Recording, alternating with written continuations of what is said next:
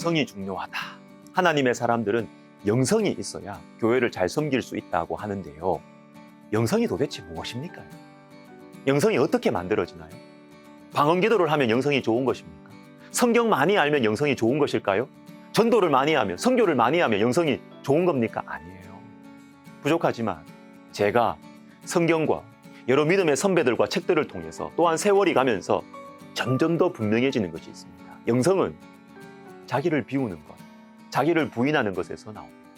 영적 리더십은요, 멸시받는 것에서, 져주는 것에서 나와요. 사람들에게 멸시받고 무시받으면서 하나님 앞에서 위로를 받고 하나님의 도움을 붙들 때 영적 지도력이 조금씩 생겨나고 교회를 덕스럽게 화평하게 섬길 수 있습니다. 근데 여러분, 자꾸 이겨보세요, 사람에게. 나를 무시하는 것 같을 때 이런저런 방법을 써서 또 그 사람 무시하고 이겨보세요. 사람에게 이기고 하나님 앞에서 집니다. 사람에게는 이겼지만 영성은 생겨나지 않습니다. 교회를 섬기는 실력은 생기지 않을 것입니다.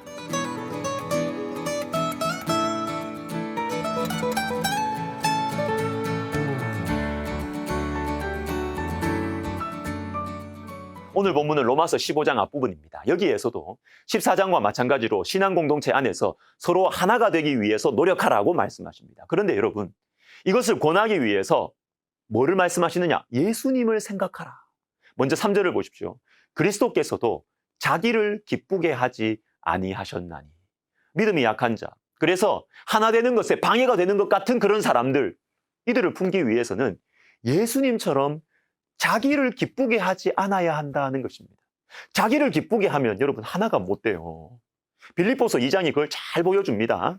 너희 안에 이 마음을 품으라. 곧 그리스도 예수의 마음이니 그는 근본 하나님의 본체시나 하나님과 동등됨을 취할 것으로 여기지 아니하시고 오히려 자기를 비워 종의 형체를 가지사 사람들과 같이 되셨고. 우리가 어떻게 하나 될 수 있느냐? 예수님의 마음을 가질 때. 특별히 그런데 여기에서 강조되고 있는 것은 어떤 예수님이냐 하면 자기를 비우신 예수님입니다. 이것이 바로 로마서 15장에서 말씀하시는 자기를 기쁘게 하지 않으신 예수님과 같은 거예요. 그리고 이것을 바로 이 사실을 묵상하고 순종할 때 우리가 하나가 될 수 있는 것입니다. 여러분, 자기를 비우는 것, 자기 부인은요, 있어도 되고 없어도 되는 것이 아니에요. 신앙의 성장을 위해서는 반드시 있어야 됩니다. 예수님의 생명은요, 내가 비워지는 그곳에서 일어납니다. 만약 신앙생활 내가 오랫동안 열심히 해왔지만 자기를 비우는 것을 배우지 않으셨다면, 즉 말하는 것이나 행동하는 것을 보면 겸손한 것 같고 교회 생활 잘하는 것 같은데 실제 속마음에는 자기 부인이 없어요. 자기를 비우지 않으면 예수님의 마음을 배우지 못합니다. 예수님 닮아갈 수 없어요. 우리의 신앙, 우리의 영혼 자라나지 않습니다. 출애굽기 3장에서 하나님께서는 모세를 부르십니다. 모세에게 처음으로 하나님의 말씀이 임하는 장면. 근데 언제, 어디에서 이 일이 일어납니까? 모세가 그의 장인 미디안 제사장 이드로의 양떼를 치더니 그 떼를 광야 서쪽으로 인도하여 하나님의 산 호렙에 이르매 여호와의 사자가 떨기나무 가운데로부터 나오는 불꽃 안에서 그에게 나타나시니라. 하나님이 모세에게 나타나시는데 언제 어디에서? 광야 서쪽으로 인도하여. 광야에서 40년째를 보내고 있는 모세를 광야 서쪽으로 인도하여. 여러분, 40년 전에 모세는 꽉 차 있었습니다. 애굽의 왕자, 권력과 지식, 그리고 자기 비전으로 꽉 차 있었습니다. 그런데 꽉 차 있을 때는 하나님께서 모세에게 임하실 수가 없었어요. 하나님의 말씀이 들어갈 빈틈이 없는 것입니다. 그러나 광야에서 40년 세월을 보낸 후에 광야 서쪽으로 인도하여 드디어 모세에게 말씀하십니다. 왜요? 비워졌기 때문입니다. 내가 비워져야 하나님의 말씀이 들어갈 자리가 생기는 것입니다. 여러분, 하나님의 말씀이 들어갈 자리가 우리에게 있습니까? 하나님의 말씀을 들으실 빈틈이 있으세요? 말씀이 들어가야 하나님께서 일하실 수 있고 말씀이 들어갈 자리가 있어야 하나님의 능력이 우리를 통과해서 우리를 먼저 새롭게 하고 주변 사람들에게로 흘러나갈 수 있는 것입니다. 그래서 주님께서 우리에게 이렇게 권면하시죠. 아무든지 나를 따라오려거든 자기를 부인하고. 여러분, 자기를 부인하는 것이 자기를 비우는 것입니다. 자기를 기쁘게 하는 것보다 하나님의 영광을 생각하는 것이 자기 부인, 자기를 비우는 거예요. 여러분, 예수님을 따라갈 때는 자기 부인이 맨 먼저입니다. 맨 먼저. 나를 따라오려거든 실력을 갖추고, 아니죠. 나를 따라오려거든 자기를 부인하고.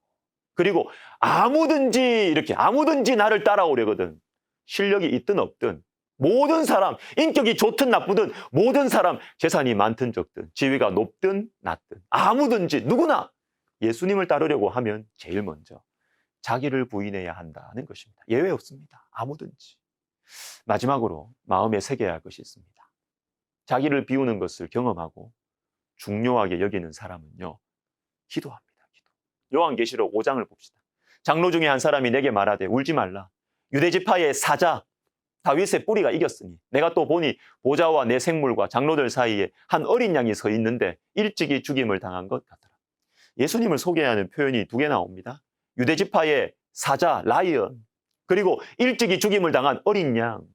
예수님은 사자, 동물의 왕이십니다. 동물의 왕 사자, 능력이 있다. 왕이십니다.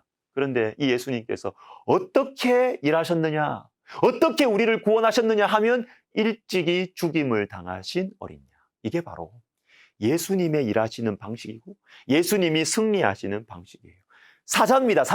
사자이시지만 어린 양의 방식으로, 왕이시지만 죽으심으로, 낮아지심으로, 섬기심으로 일하십니다. 자기를 비우시는 방식으로 사셨습니다. 우리도 예수님의 방식으로 살아가야 하겠습니다. 근데 알지만 힘들잖아요. 그래서 이어지는 말씀에 사자이면서 어린 양이신 예수님을 따라갈 수 있는 구체적인 방법이 나옵니다. 5장 8절, 성도의 기도드리라. 나를 비우고 하나님께 기도하는 것입니다. 내 힘을 사용하지 않고 엎드리는 것입니다. 하나님 백성들은 기도로 살아가고 기도로 문제를 해결하고 기도로 원수를 이깁니다. 기도하지 않으면요, 어린 양의 길을 따라갈 수 없어요. 어린 양의 승리를 누릴 수 없습니다. 자기를 비우는 것의 중요성을 아는 사람은 기도합니다. 사랑하는 시청자 여러분, 우리도 기도하면서 삽시다. 자기를 비우면서 예수님을 닮아가면서 살아가십시다. 기도하겠습니다. 하나님 아버지, 예수님 닮기를 원합니다. 정말 나를 통하여 예수님의 향기가 드러나기를 원합니다. 기도하면서 나 자신을 기쁘게 하기보다 주님을 기쁘시게 하는 그러한 삶을 살게 하옵소서. 예수님의 이름으로 기도드립니다. 아멘.